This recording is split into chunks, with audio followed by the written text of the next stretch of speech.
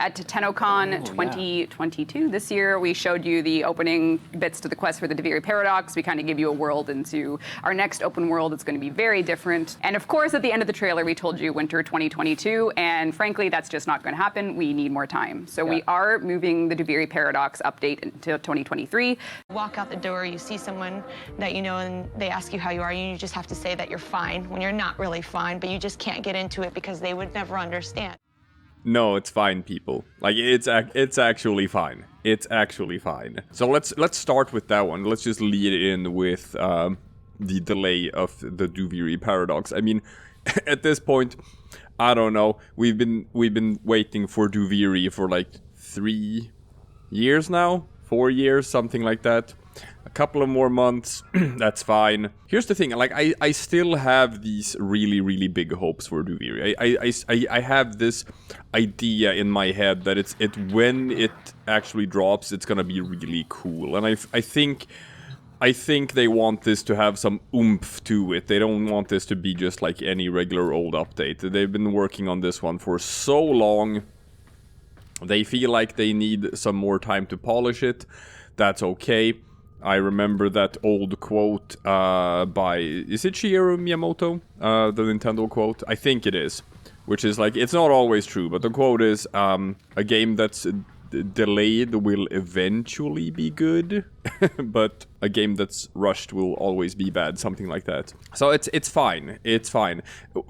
One thing that really, that I really enjoy is that we're still in sort of like a mentality shift compared to how things were before.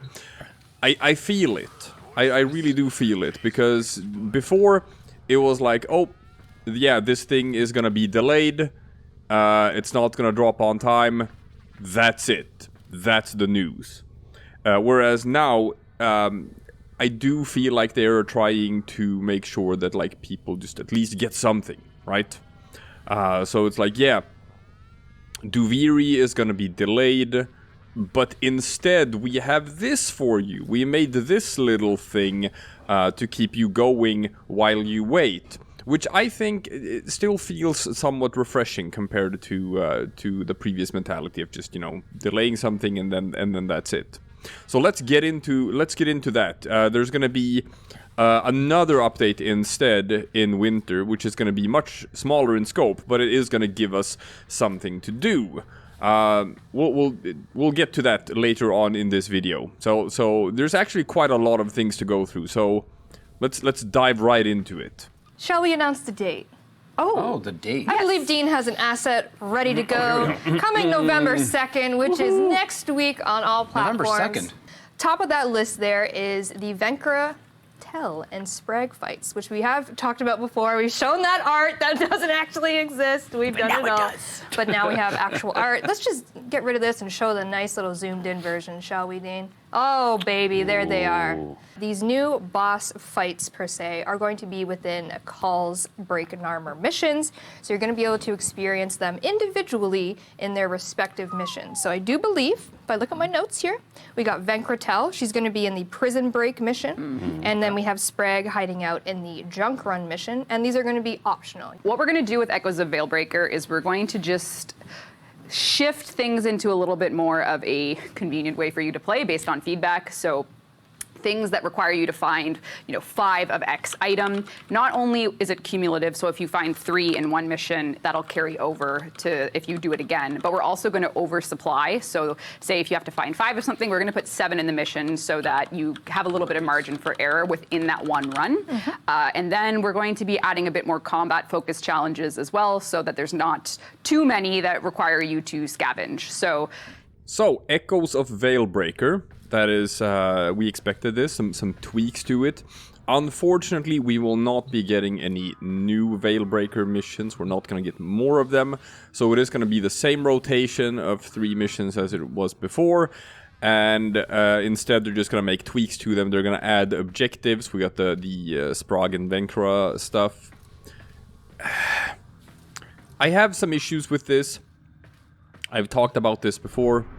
I understand. I understand that all of the production is going toward Duviri. I get that. And I understand that when it comes to the the call missions that they are using in Veilbreaker, that they are basically repurposing stuff from the new war with these tile sets. So creating new tile sets is a much bigger thing. I get that. I understand that they might not have the resources for it. But I think it should be a bigger priority than they are making it. And the reason why it should be a bigger priority is because the goddamn Archon shards. Call be here. The goddamn Archon shards, okay? Baffling that I make a living doing this. Pretty much everything Carl dropped off. Now, the rest of this store, you know, you can clean it out eventually with your stock. You can get your Stynax, you can get your 2 weapons, you can get the Archon mods, you can get the ephemera, sure. But every week you're gonna get 1 Archon shard here for 90 stock. Pick something. And every week when you do calls missions, you can earn a total of, I think it's 105? Girl joke with Call. I think it's 105 stock. Working with Tenno. Which means you can get a surplus of plus 15 stock every week. That's it. So basically buying the shard is gonna require you to spend most, if almost all of the stock that you can get an entire week. So you have to run this mission every week if you want an Archon shard, an extra one. Yes, I understand that you also get Archon shards for running Archon hunts. I get that. But this is not just like, oh yeah, you can just get a couple of them and then you're fine. No, this is a commodity. This is something people are gonna be farming for a long time, because a lot of people like switching between a couple of different Warframes. You don't run the same thing all the time. Operator. And you don't want to unequip your Archon shards every time you switch a Warframe. That's a bit of a hassle, and it also takes resources. So you want your 5 Archon shards, the 5 correct ones, for each Warframe that you're playing. That's gonna take a long time to farm for. You can get 1 per week from Archon hunts and 1 per week from call missions, and you're gonna want to do that. That's about 100 Archon shards per year. And people are gonna want those 100 Archon shards per year. 100 Archon shards means you can fully kit out like 20 Warframes. And yeah, people are gonna want to do that. So what's gonna happen is people are gonna want to run these call missions every week. Every week for the foreseeable future. People are gonna feel forced to do it. And people are already saying that it's getting tedious, just always rotating between the same 3 missions that always play out the same. Eventually you're gonna be able to do them in your sleep. And it's just not... It doesn't feel fun anymore. It feels like a chore. They really need to add more missions, because this isn't just a thing that people are gonna do for a couple of weeks, and then they're gonna move on, and then they're gonna do something else. Like some people, sure, maybe 1 week you'll be like, hey, this week I'm gonna do some RBs. Maybe it's like, hey, this week I'm gonna focus on doing my Steel Path dailies. Maybe this week I'm like, you know what, I'm really gonna grind for some Syndicate standing or whatever, or I'm gonna try to get Simari standing or whatever. Maybe 1 week it's like, yeah, you know what, this week I'm gonna focus a lot on doing Zariman stuff. But that's not gonna be the thing for call stuff. People are going to be playing these missions every week. Everyone is gonna be playing them. Everyone who has access to them are gonna be playing them. And you can't have a game mode that has such a good reward that people are going to play it just to get that reward, and then just leave it at that sort of like tedium where people just feel forced to do it. I don't think it's smart. So I get it. I get that Duviri is the priority, but they really should make Carl's missions a priority as well. They need to add more missions. They have to. They have to. Yeah, sure. You have progress carrying over now, so that it's easier to complete all of the objectives, but it's not good enough. It really isn't. Yeah, Yeah, they have to add more call missions. That's my take, people. That's the hot take right here. They can't leave it like this. Oh well, moving on to more exciting stuff. Let's move on to the new content that's going to be coming this winter. We are going to be doing an update in winter 2022, bit of a lead up to Duviri. Yes. Called Lewis Prey. Yes, Lewis Prey is going to be the 2022 update. And this is a very, very classic Warframe update. It has a lot of core bits of what bring us to our love for endless missions in Warframe. And it's going to have a bit of a lore drop for the frame that's coming with it, which is to say we're going to talk about our 51st Warframe, the wolf-inspired Warframe. And that frame is, in fact, releasing this year with Lewis Prey update. So the name of the update, Lewis Prey. One can only guess that we will be going back to Lewis. So if you have finished the second dream, you know where this lunar thing has come from. rock. Who knows? But there's some lore to where it came from in this place. And what we're going to do is we're going to take our Lua world and add 2 missions to it that are only available for lore within, because there's a little bit of lore behind them. So we're adding 2 game modes. They're going to be survival with a twist. So we're going to call them conjunction survival, which you will learn all about by playing. And for some reason, there's these pockets of black and white. Oh, yeah, interesting. And here and only here in the star chart, other than Railjack, you will be able to use your mech, and there is a reason for this. And there's going to be 2 nodes, as I said, which are probably good to show the difference. So I can talk a little bit about that. I'm on the hard one. Okay, so we will be skewing the drop tables, so if you play the harder one, you'll get better odds at the new stuff. So Lewis Prey is the update. It's smaller in scope. That's fine, and it's going to be focused on survival missions. So we have 2 new nodes in Lua where you will be able to use your necromech. Kind of like that idea of using like a necromech in a normal survival mission. It's pretty high level content, up to like levels 80 and stuff, 80 to 100. And it's endless mission, right? So you're supposed to stay in there and play the mission for a long time. So it is content that you can like spend your time on. It is content that can keep you occupied, which is nice, I guess. And that's gonna be how you farm for the new Warframe. I'm gonna guess there's gonna be some other cool stuff in there as well. It's more than nothing, which is sort of an improvement. We won't get Duviri, that's fine, we can wait. They really want to bang this one out, they really want to make it special. Alright, hype levels still high for Duviri.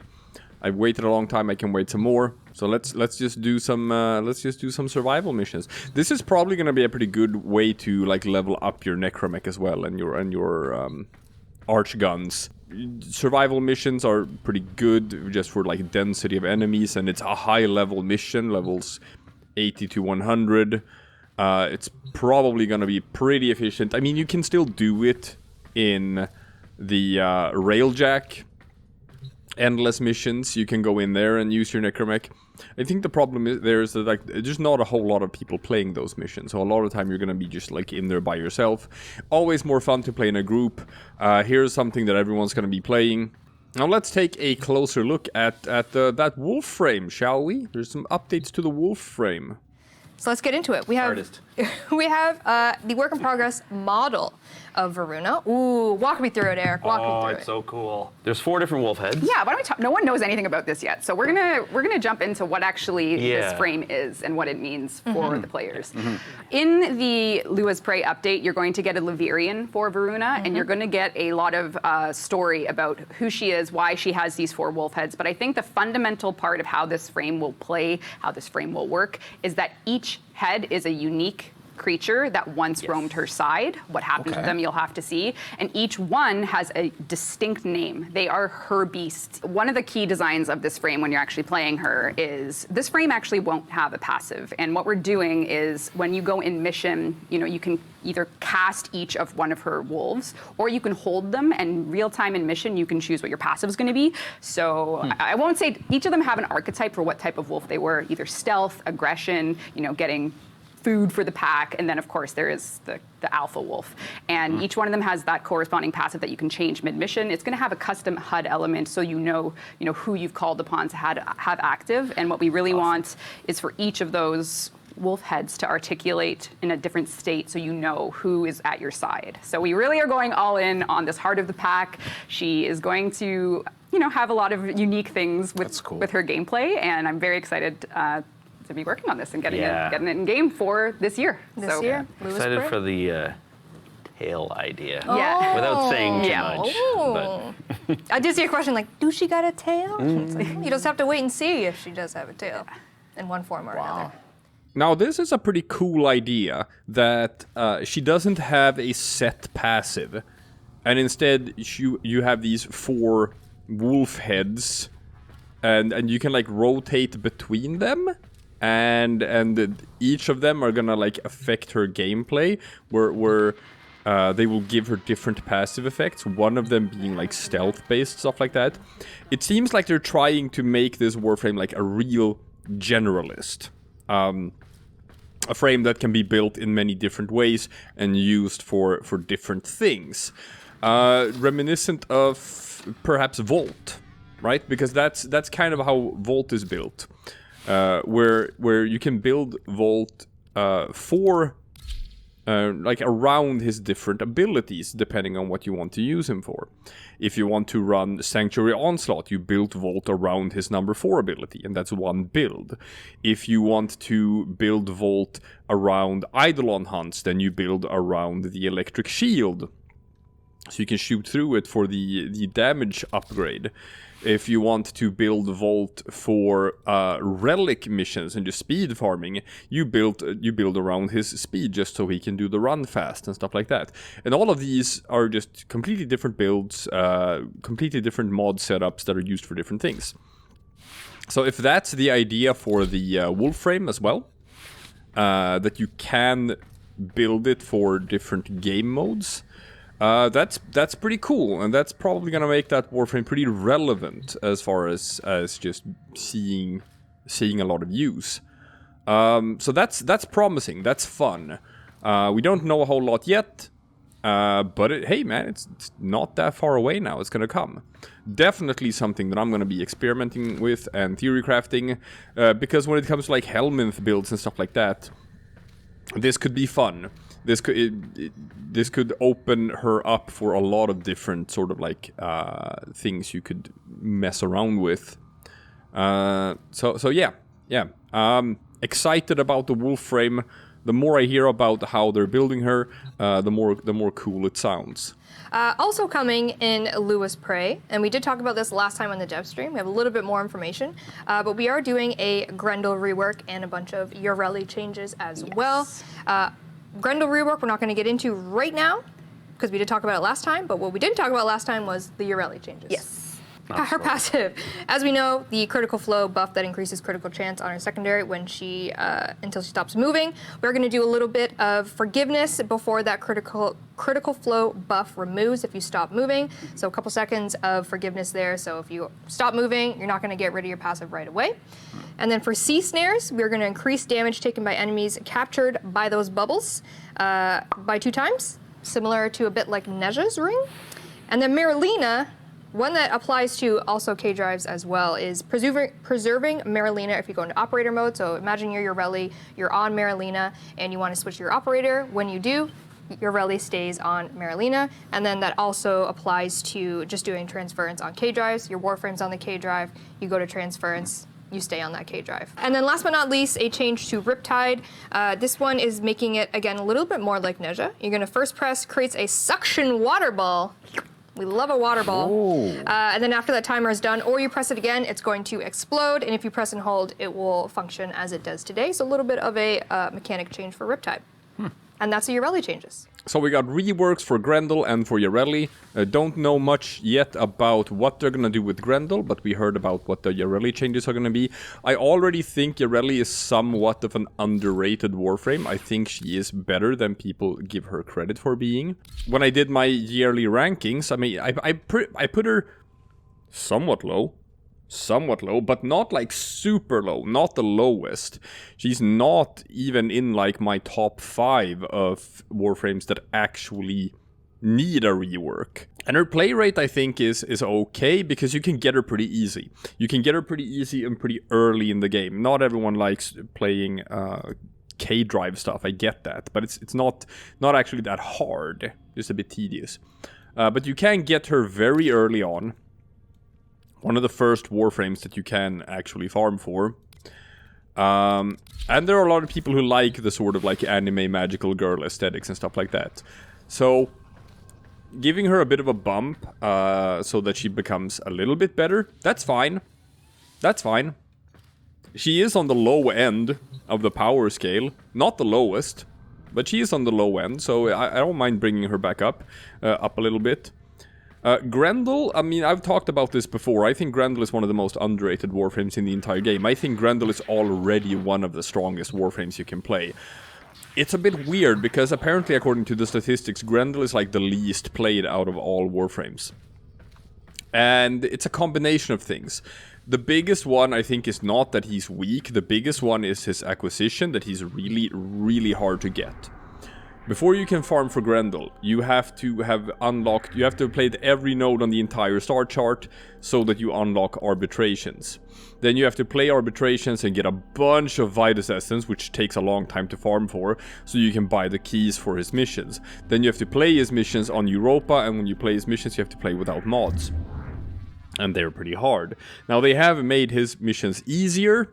They've lowered the level requirements for them. But, you know, they are still challenging.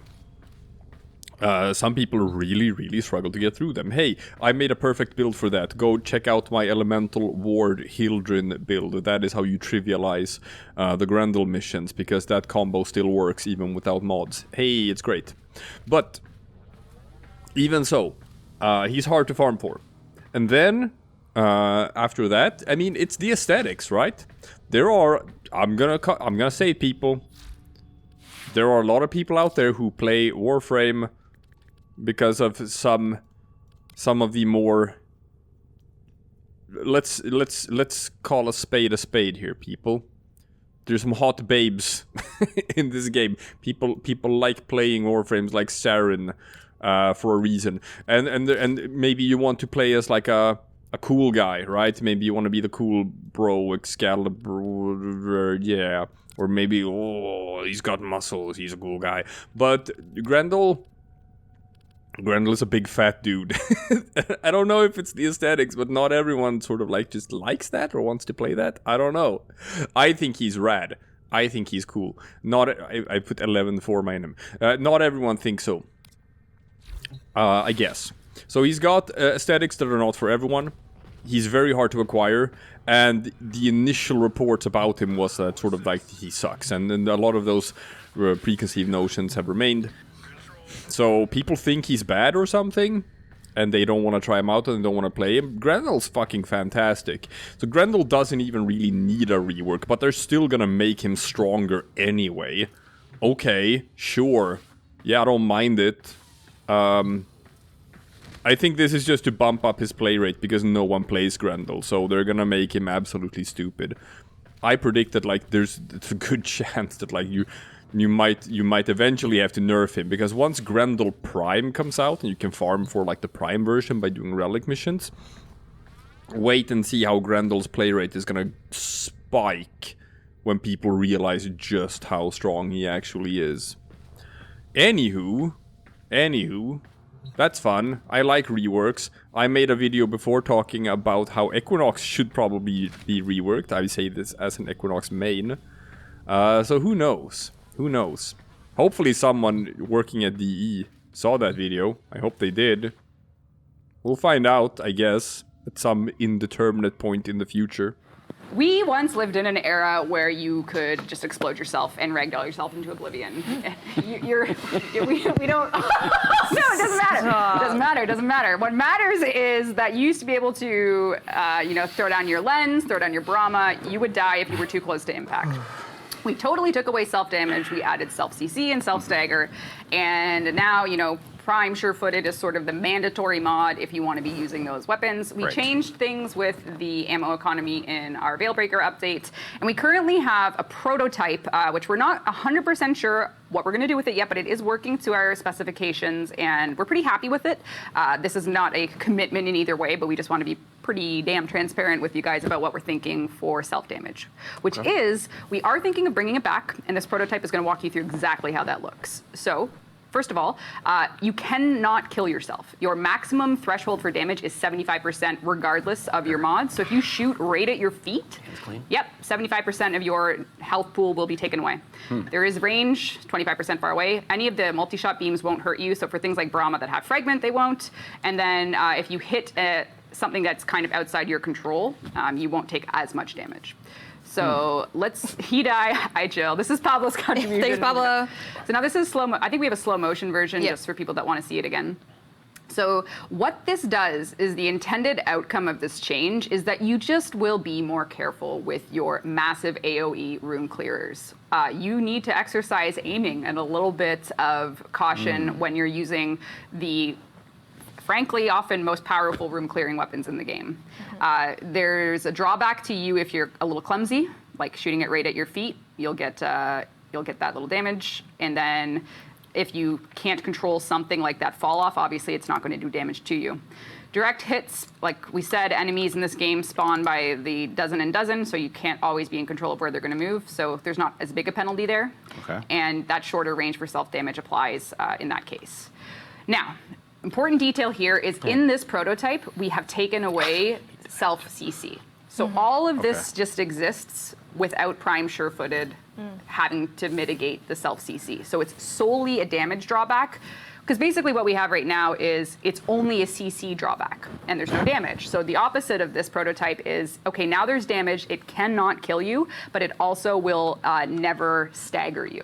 So that means mods like Prime Sure-Footed, or just Sure-Footed, are intended only for enemy knockback, enemy, if you're fighting Profit Taker, what have you, that mod is Which was the goal. Which was the goal of the mod, and in general, this is the prototype that we're working with as a way for those weapons to really stay as powerful as they are, and our ability to redirect how we could balance them for players that are using them with their little bit of attention to where you're aiming, so that you're not just sprinting en masse, shooting the floor, what have you. We've tried the ammo thing. This prototype is in a spot where there are going to be reactions to it, of course, which I'm reading right now. But yeah, it's different, and it is something that if we get our hands on it internally in the next week or two, we're probably going to, if we're going to release it this year, it will be with Lua's Prey. So that's sort of the target for it. We will have one more Devstream before then, I think. Maybe not actually, I don't know. But we will talk about it more with you guys in a dev workshop. I just wanted to give you some insight into where that does self-damage bypass shield gate. Right now in the prototype, yes, it's 75% of your pool of health and shield. So Called it. Like, make no mistake. They're like, oh, this is just a prototype. Oh, this might not be added to the game. No, come on. Look at this shit. Self-damage is coming back. I've said it before, this is not a maybe. As soon as they mentioned the word self-damage in passing in a dev stream, I'm like, they're just setting the stage. They're warming people up to it. It is guaranteed self-damage is coming back. And it's coming back, we have a date for it now, right? Because they're like, oh, maybe it's gonna come with Lua's Prey. It's coming with Lua's Prey. It's coming. Yeah, self-damage is coming back to the game. I am super happy about this. I have been pleading with them to put self-damage back in the game for a long time now. This is not a new stance from me. If you have been following this channel for a while, you will have known that I have been a warm proponent of adding self-damage back into the game. They should have never taken it out. It was a mistake. I am happy that this mistake is being rectified.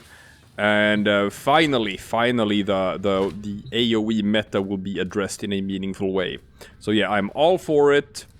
I'm happy about it. If you're not happy about it, that's fine.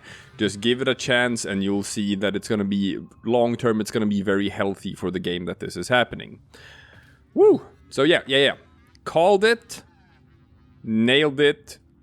Come here, people. Come here for the early takes. Because I'm I'm a wizard. I can see the future. All right, moving on. All right, so this Nightwave, amongst other things, there's a couple new mods. There's going to be a Noggle, lots of really great stuff. That Necromech that you saw, it is a skin, and we have a series of pistol skins as well.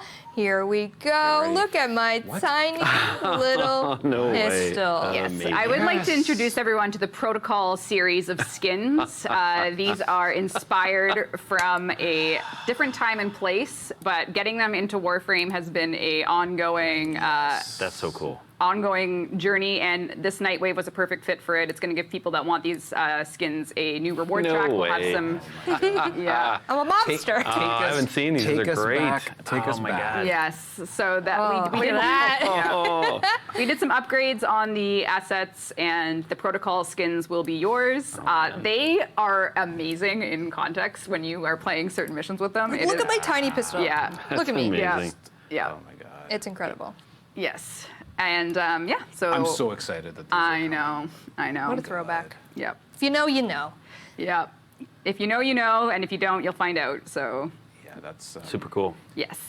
Very. all in the next. And then there's sort of like the grand prize for that Nightwave. Schnecklemech. When's this? This is going to launch with Lewis Prey. This is with so there's Lewis going to be a Prey. new reward track for Nightwave. There's going to be the new survival wrinkle game modes, new frame. Oh man, And that's perfect. Yeah, it's going to be a good little end to the year. And then there's going to be Yes. some nods and hints to Duviri to come in there as well. All right, new Nightwave season. We're gonna get another intermission.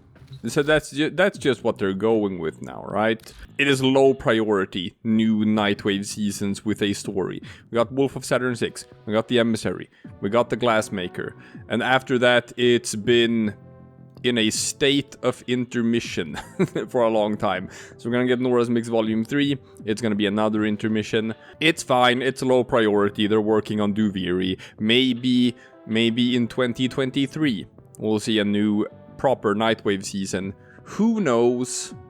It's not a big deal for me because I think Nightwave functions the way it is, just as a battle pass, just as having something to do every week.